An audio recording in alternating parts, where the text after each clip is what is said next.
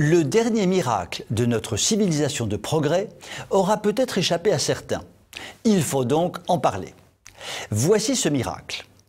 Un homme transgenre et son compagnon non-binaire ont dernièrement eu un enfant issu de la semence de vie d'une femme transgenre, mais mis au monde par l'homme transgenre du couple. Bien.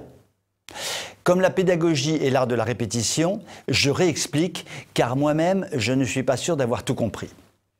Bis repetita, voici donc le miracle. Un homme transgenre et son compagnon non-binaire ont dernièrement eu un enfant issu de la semence de vie d'une femme transgenre, mais mis au monde par l'homme transgenre du couple. Bon. Je ne suis toujours pas sûr d'avoir compris, mais je fais comme si.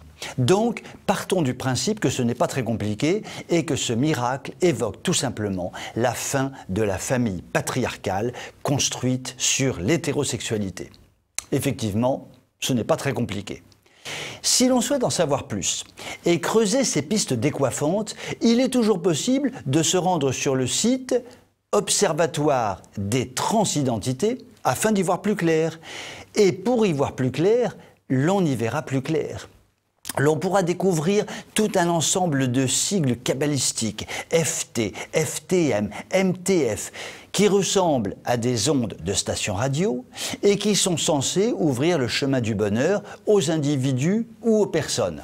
Un mot masculin, individu, et un mot féminin, personne, comme ça, pas de jaloux. Qui s'en réclament? L'on pourra constater que tout ce qui est expliqué est brumeux et brouillardeux à souhait, comme le ciel d'Écosse en plein été. Car rien n'est jamais définitif dans le monde merveilleux de la non-binarité.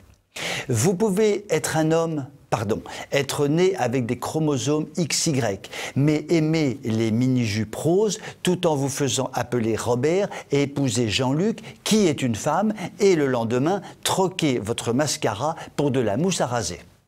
Les possibilités sont infinies.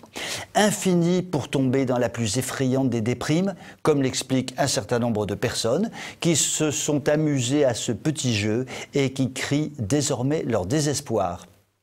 Mais il est désormais trop tard pour eux. Les sorciers diaboliques qui les ont manipulés les ont fait tomber dans un piège aussi mortel qu'inextricable. Le monde normal va-t-il un jour se réveiller? Vous pouvez m'écrire si vous le voulez. À très bientôt.